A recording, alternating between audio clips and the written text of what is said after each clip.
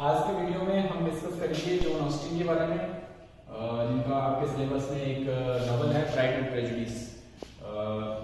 Pride and prejudice से discuss करने से पहले जॉन ऑस्टिन के बारे में थोड़ा जान लेते हैं। 1775 में इनका जन्म हुआ स्टीवनटन हैम्पशायर नाम की जगह पर। फादर का नाम था जॉर्ज ऑस्टन, जो कि एक रेक्टर थे। इनके फादर जॉर्ज ऑस्टन एक पैसे वाली फैमिली से थे, लेकिन फिलहाल ये गरीब थे। इनकी मदर का नाम था कैसेंड्रा। जैसे तैसे जेन ऑस्टन के पेरेंट्स की शादी हुई और वो हैम्पशायर नाम की जगह पर रहने आ गए। फिर इसके बाद इनके बच्चे हुए। 1765 में जेम्स, 1766 में जॉर्ज और 1767 में एडवर्ड। फिर ये स्टीवनटन नाम की जगह पर रहने चले गए। हैम्पशायर में ही थी ये जगह। तो वहाँ पर 1771 में इनका बेटा हेनरी हुआ और उसके बाद 1773 में एक बेटी हुई जिसका नाम था कैसेंड्रा। फिर 1774 में फ्रांसिस और 1775 में फाइनली जेन ऑस्टन। तो इतने सारे सिबलिंग्स थे ये। अब जेन ऑस्टन की जो ये सिस्टर है कैसेंड्रा, इसको जेन ऑस्टन की मदर के साथ कंफ्यूज मत करना, उनका भी नाम कैसेंड्रा था। तो ये कैसेंड्रा जो थी इनकी सिस्टर, जेन ऑस्टन की बड़ी सिस्टर, उनको बहुत सारे लेटर्स लिखे थे जेन ऑस्टन ने, और उन्हीं लेटर्स से इनकी बायोग्राफी के बारे में पता चलता है। दोस्तों, ज़्यादा इन्फॉर्मेशन नहीं मिलती है, ज़्यादातर इन्फॉर्मेशन इनकी बायोग्राफी की मिलती है इनके लिखे हुए लेटर्स से, जो भी बहुत सारे डिस्ट्रॉय हो गए। इसी कैसेंड्रा ने उन लेटर्स को जला दिया था। अब जब ये बड़ी हुई जेन ऑस्टन, तो इन्होंने थोड़ी बड़ी हुई तो इन्होंने चर्च अटेंड करना शुरू कर दिया और वहीं पर ये सोशलाइज होने लगी। फ्रेंड्स और पड़ोसियों के साथ में ये सोशलाइज होने लगी और डांस वगैरह भी, डांस की तरफ भी इंटरेस्ट बढ़ने लगा। अब इनका भाई जो था हेनरी, वो बोला Jane was fond in dancing and excelled in it. तो डांसिंग बहुत पसंद थी जेन ऑस्टन को उस वक्त। अब 1783 में इनको इनकी सिस्टर कैसेंड्रा के साथ में भेजा गया ऑक्सफोर्ड पढ़ने के लिए, मिस एन काउली के पास में। लेकिन तभी इन दोनों सिस्टर्स को टाइफस हो गया, टाइफस नाम की बीमारी हो गई और जेन ऑस्टन लगभग उस बीमारी से मौत के करीब ही थे। लेकिन फिर बाद में इनको घर में ही एजुकेशन मिली। बाद में इन्होंने बोर्डिंग स्कूल भी ज्वाइन किया, लेकिन वो भी छुड़वा दिया गया लगभग 1 साल के बाद में, क्योंकि उसकी फ़ीस बहुत ज़्यादा थी इस फैमिली के लिए। अब ज़्यादातर एजुकेशन इनको प्राइवेटली ही मिली थी। ज़्यादातर इनके घर में एक्टिंग वगैरह चलती थी, जैसे कि रिचर्ड शेरिडन जो उस वक्त के प्ले राइट थे, उनका एक प्ले है द राइवल्स नाम का, जो मैंने पढ़ा रखा है दोस्तों। और डेविड गैरिक का बॉन्टॉन, इनकी परफॉर्मेंस दी जाती थी। अब फैमिली फ्रेंड्स वगैरह ऐसे थे कि इनकी एक्टिंग चलती रहती थी। जेन ऑस्टन का भाई था जेम्स, वो राइटिंग लिखता रहता था, तो जेन उसको देखती थी। फिर धीरे धीरे वो खुद भी उसके साथ में लिखने लगी और सिर्फ 12 साल की एज में जेन अपना खुद का ड्रामा लिखना चाहती थी और लिखे भी। 3 शॉर्ट प्लेज लिखे आने वाले कुछ सालों में, टीनेज में ही लिख दिए थे। तो कमाल है, 12 साल की एज में ड्रामाज लिखना, मतलब इंसान अपने माहौल के हिसाब से बनता है। अब इसी एज में उन्होंने पोएम्स और स्टोरीज भी लिखी, और ये सब वो क्यों लिखती थी? अपनी फैमिली के एंटरटेनमेंट के लिए।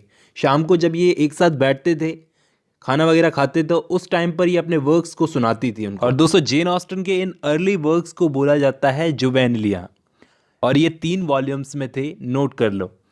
अब यूनिवर्सिटी ऑफ ऑक्सफोर्ड के प्रोफेसर और एक पब्लिक ऑरेटर रिचर्ड जेंकिंस ने जेन ऑस्टन के वर्क्स को कंपेयर किया है लॉरेंस स्टर्न के वर्क से। 18th सेंचुरी के नोवेलिस्ट थे लॉरेंस स्टर्न, उनके वर्क से कंपेयर किया है। वो क्यों किया है आगे पता चलेगा। अब 14 साल की एज में जेन ऑस्टन ने एक सटायरिकल नोवेल लिख डाली जिसका नाम था लव एंड फ्रेंडशिप। दोस्तों, इस नोवेल का नाम नोट कर लो, बहुत ज़रूरी है। और 15 साल की एज में एक और वर्क लिखा, द हिस्ट्री ऑफ इंग्लैंड। ये सिर्फ 34 पेजेस का वर्क था, और ये वर्क ओलिवर गोल्डस्मिथ का जो वर्क था हिस्ट्री ऑफ इंग्लैंड नाम का 1764 का, उसकी पैरोडी था।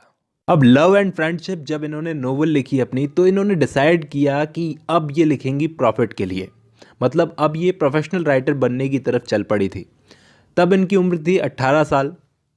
तब तक इन्होंने ज़्यादा देर तक लिखना शुरू कर दिया था, अपने सोफिस्टिकेटेड वर्क्स को लिखना शुरू कर दिया था। फिर इसके बाद इन्होंने अपना वर्क नॉर्थएंगर एबी लिखना शुरू किया, लेकिन उसको अधूरा छोड़ दिया। फिर एक प्ले लिखना शुरू किया, एक प्ले की तरफ फोकस किया, सर चार्ल्स गार्डिसन और द हैप्पी मैन। 6 एक्ट की कॉमेडी थी, इसको भी लिखना शुरू किया, लेकिन उसे भी छोड़ दिया।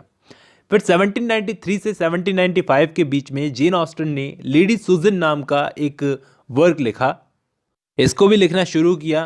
अब दोस्तों, गौर से सुनना, तब इनकी मुलाकात होती है जब इनकी एज 20 साल थी। तब इनकी मुलाकात होती है इनके पड़ोसी टॉम लेफ्रॉय से, जो कि बैरिस्टर की पढ़ाई कर रहा था, वो इनका पड़ोसी बना।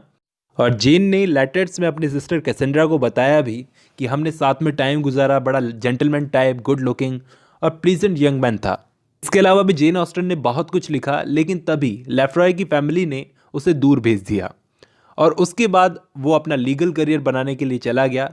उसके बाद वो फिर से आया था यहाँ पर, लेकिन जेन ऑस्टन से उसको दूर रखा गया। इसके बाद जेन ऑस्टन ने कभी उसे दोबारा नहीं देखा, लेकिन लेफ्रॉय अभी भी जेन के दिमाग में था। अब इनके लिटरेरी करियर की बात करते हैं। लेडी सुजन पर काम करने के बाद में इन्होंने अपनी एक लंबी सी नोवेल एलेनर एंड मैरियन पर काम करना शुरू किया। दोस्तों, यही नोवेल आगे चलकर सेंस एंड सेंसिबिलिटी बनी। अब ढंग से समझना क्या क्या हुआ, कैसे कैसे हुआ। अब इन्होंने अपनी नोवेल लिखी एलेनर एंड मैरियन। फिर इसके बाद इन्होंने काम करना शुरू किया अपने दूसरे मास्टरपीस वर्क पर, जिसका नाम था फर्स्ट इंप्रेशंस। दोस्तों, इसके बारे में मैंने आपको बताया है, ये प्राइड एंड प्रेजुडिस बनी थी आगे चलकर ये नोवेल फर्स्ट इंप्रेशंस, पहले इसका नाम रखा था। इसको जेन ऑस्टन ने कंप्लीट कर लिया था एट द एज ऑफ 21, 21 साल की उम्र में कंप्लीट कर लिया था। और मैंने आपको बताया कि ये अपनी नोवेल्स को अपनी फैमिली के सामने पढ़ती थी। तो ये नोवेल जेन ऑस्टन के फादर को बड़ी पसंद आई और उन्होंने कोशिश की इसके बाद में कि चलो इसकी एक नोवेल को पब्लिश करवाया जाए। ये पब्लिशर के पास गए, लेकिन उस पब्लिशर ने इसको पढ़ने से पहले ही इसको रिजेक्ट कर दिया। फिर 1798 में इन्होंने एलेनर और मैरियन को भी कंप्लीट कर लिया, ये सेंस एंड सेंसिबिलिटी को कंप्लीट कर लिया। उसके बाद सुजन नाम की एक नोवेल लिखना शुरू किया और ये नोवेल आगे चलकर नॉर्थएंगर एबी बनी। नॉर्थएंगर एबी के बारे में आपको बता दूं दोस्तों, ये नोवेल एक सटायर थी। उस टाइम पर एक नोवेल्स का टाइप बड़ा फेमस था, गॉथिक नोवेल्स। उस टाइम पर रोमांटिक एज में गॉथिक नोवेल्स बहुत लिखी जा रही थी, तो उस पर सटायर थी इनकी नॉर्थएंगर एबी। और ये नोवेल को भी उन्होंने बेंजामिन क्रॉसबी नाम के पब्लिशर को दिया। उस पब्लिशर ने इसको पब्लिश करवाने का वादा तो कर दिया, कॉपीराइट दे दिया, लेकिन वो पब्लिश करवा नहीं रहा था। तो जेन ऑस्टन ने उससे वो नोवेल वापस ले ली, कॉपीराइट वापस देकर। अभी तक नोवेल्स पब्लिश भी नहीं हुई है, लेकिन फिर भी इन्होंने अपनी नोवेल द वॉटसन्स पर काम करना शुरू कर दिया। इसी बीच 1801 से 1804 के बीच के टाइम में कैसेंड्रा ने जेन ऑस्टन के लेटर्स को जला दिया। अब पता नहीं क्या रीज़न था कि क्यों उन्होंने उन लेटर्स को जला दिया। फिर इसके बाद 1802 में ही जेन ऑस्टन को एक मैरिज प्रपोजल आया। फिर 1805 में जेन ऑस्टन के फादर की डेथ हो गई। उनके फादर की डेथ के बाद में जेन ऑस्टन ने कुछ टाइम के लिए लिखना छोड़ दिया था और फाइनेंशियल सिचुएशंस भी अच्छी नहीं थी, इधर उधर भटक रहे थे। फिर 1809 में इनके भाई एडवर्ड ने इनकी कंडीशन में थोड़ा सुधार किया। ये लोग चार्टन हाउस में रहने लगे। तो उस वक्त जेन को भी अपनी एज की बाकी वुमेन ऑथर्स की तरह अपने वर्क्स को अपने नाम के बिना ही पब्लिश करवाना था। अब जो उस वक्त की वुमेन राइटर्स थीं, वो नोवेल्स को पब्लिश तो करवाती थी, अपने वर्क्स को पब्लिश तो करवाती थी, लेकिन वो एक पार्ट टाइम राइटिंग करती थी, फुल टाइम राइटर नहीं थी। तो उस वक्त जेन के भाई हेनरी ने कोशिश की और एक पब्लिशर को पकड़ा, थॉमस एजर्टन। वो जेन की वर्क सेंस एंड सेंसिबिलिटी को पब्लिश करवाने को राजी हो गया था, लेकिन ऑथर के खुद के फाइनेंशियल रिस्क पर, यानी कि इसको बोला जाता है ऑन कमीशन। ये ऑन कमीशन पब्लिश हुई थी इनकी सेंस एंड सेंसिबिलिटी। जो कुछ भी है, इस नोवेल को पब्लिश करवाने में ऑथर का रिस्क है। फिर अक्टूबर 1811 में सेंस एंड सेंसिबिलिटी मार्केट में आई। अब उस नोवेल पर ऑथर का नाम नहीं था, बस ये लिखा हुआ था बाय अ लेडी, मतलब कि ये नोवेल बाय अ लेडी। ये बाय अ लेडी का मतलब बहुत बड़ा था उस वक्त। और इस नोवेल के मार्केट में आने के बाद इसके रिव्यूज़ बहुत अच्छे आए थे। इस नोवेल ने एक नया फैशन शुरू किया था।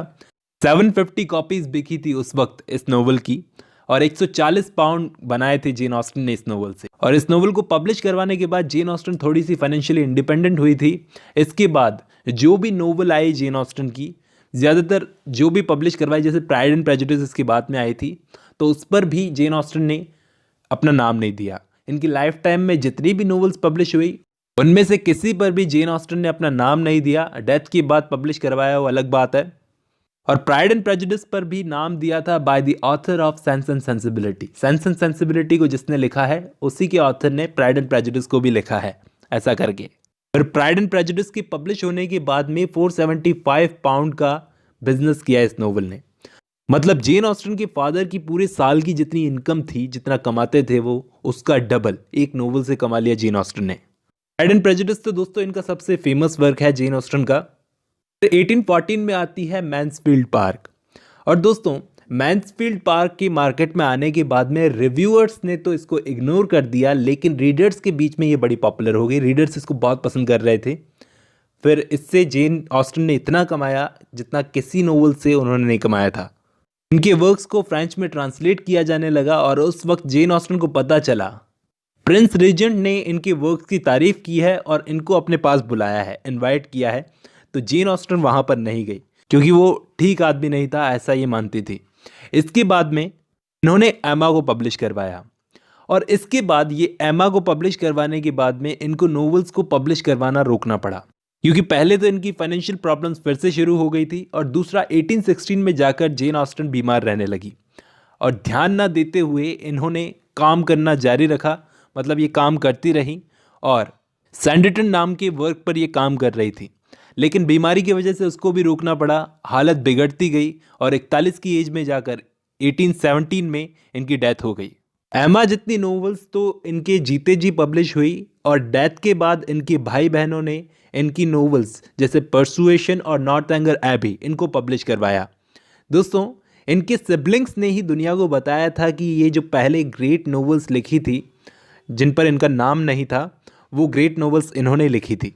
दोस्तों, इनके वर्क्स पर सेंटिमेंटल नोवेल्स का बहुत इन्फ्लुएंस था, जैसे सैमुअल रिचर्डसन, हेनरी फील्डिंग और लॉरेंस स्टर्न। तो ये सेंटिमेंटल नोवेलिस्ट थे। अब जो इनके टाइम के रोमांटिक नोवेलिस्ट थे जैसे Walter Scott, Horace Walpole, Radcliffe, Clara Reeve और ऑलिवर गोल्डस्मिथ, तो इनके स्टाइल को रिजेक्ट करके जेन ऑस्टन ने रिचर्डसन और फील्डिंग इनकी तरफ इनका इंटरेस्ट गया और रियलिस्टिक स्टडी ऑफ मैनर्स को पकड़कर इन्होंने अपनी नोवेल्स को लिखा। F.R. लेविस ने भी इनको दोस्तों रिचर्डसन और फील्डिंग के ट्रेडिशन का माना है। इन्होंने अपने टाइम की गॉथिक फिक्शन से तो परहेज किया और रियलिज्म को दिखाने की कोशिश की। नॉर्थएंगर एबी इनका इसी गॉथिक फिक्शन पर एक सटायर था। सैमुअल रिचर्डसन के स्टाइल को जेन ऑस्टन ने पकड़ा, जो कि उन्होंने पैमेला में यूज किया था। दोस्तों, ये अपने नैरेटिव से अपने कैरेक्टर्स के दिमाग में जो कुछ भी चलता था वो अपने रीडर्स के सामने प्रेजेंट करती थी और ऐसे नोवेल्स लिखने वाली ये पहली ऑथर थी। जिस वक्त ये अपने नोवेल्स को बेनाम नाम से पब्लिश करवा रही थी, उस वक्त sir Walter Scott leading novelist थे उस वक्त। तो जेन ऑस्टन के रियलिज्म की उन्होंने भी तारीफ की और रिचर्ड व्हीटली ने भी इनके ड्रामेटिक नैरेटिव की तारीफ की है। दोस्तों, ये इनके कंटेम्प्रेरीज थे दोनों जने, लेकिन दोस्तों इनकी नोवेल्स रोमांटिक्स में फिट नहीं बैठती, क्योंकि रोमांटिक्स तो पावरफुल इमोशंस का यूज़ करते थे अपने वर्क्स में और विक्टोरियंस में भी फिट नहीं बैठती, क्योंकि विक्टोरियंस चार्ल्स डिकेंस जैसी नोवेल्स को पढ़ना पसंद करते थे। तो सर वॉल्टर स्कॉट ने बोला है कि इनकी नोवेल्स कॉमन लाइफ को दिखाती थी, ना कि आपको इमेजिनरी दुनिया में ले जाती थी। तो यूनिक स्टाइल था इनका नोवेल्स लिखने का। जबकि दोस्तों एक फ्रेंच क्रिटिक थे फिलरेट चेसल्स, उन्होंने इनको राइटर मानने से इनकार कर दिया। कहते थे कि इनकी नोवेल्स बहुत बोरिंग हुआ करती थी। हेनरी जेम्स ने भी जेन ऑस्टन की तारीफ की है और कईयों ने तो शेक्सपियर के बराबर की रैंक पर इनको पहुंचा दिया। दोस्तों, इनके वर्क प्राइड एंड प्रेजुडिस को पढ़ने के बाद में प्लेराइट रिचर्ड शेरिडन ने अपने एक दोस्त को कहा, इमीडिएटली कहा कि तुम इस नोवेल को खरीदो, सजेस्ट किया, क्योंकि ये क्लेवरेस्ट वर्क है जो मैंने आज तक पढ़ा है। अब इनके वर्क्स की बात करते हैं दोस्तों। Sense and sensibility first novel थी जो इनकी पब्लिश हुई थी। फिर उसके बाद में pride and prejudice, Mansfield park, एमा, नॉर्थएंगर एबी, परसुएशन, ये तो 6 नोवेल्स थी जो कि वर्ल्ड फेमस है दोस्तों। इसके अलावा लेडी सुजन जो कि 1871 में इनकी डेथ के बाद में पब्लिश हुई थी। इसके अलावा दोस्तों ये नॉर्थएंगर एबी और परसुएशन, ये दोनों भी इनकी डेथ के बाद में पब्लिश हुई थी। बाकी की ये 4 नोवेल्स जो थी, sense and sensibility, pride and prejudice, Mansfield park और एमा, ये इनकी डेथ से पहले पब्लिश हुई थी, इनकी लाइफ टाइम में पब्लिश हुई थी, लेकिन इन पर नाम नहीं था इनका। और 2 वर्क्स, द वॉटसन्स और सैंडिटन, ये दोनों इनके अनफिनिश्ड वर्क हैं, मतलब इनको पूरा नहीं कर पाए जेन ऑस्टन। इसके अलावा सर चार्ल्स ग्रैंडिसन एक अडॉप्टेड